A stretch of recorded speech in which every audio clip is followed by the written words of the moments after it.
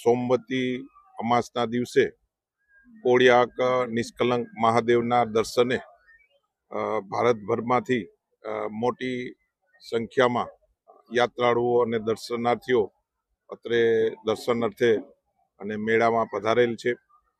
જે અનુસંધાને એસપી સાહેબની સૂચનાથી આજે મોટી સંખ્યામાં બંદોબસ્ત ફાળવવામાં આવેલા છે, જેમાં 6 જેટલા પીઆઈ અધિકારીઓ, 16 જેટલા પીએસઆઈ અધિકારીશ્રી તથા 1000 જેટલા પોલીસ કર્મચારીઓ, એસઆરડી અને જીઆરડીનો ચુસ્ત બંદોબસ્ત રાખવામાં આવેલા છે.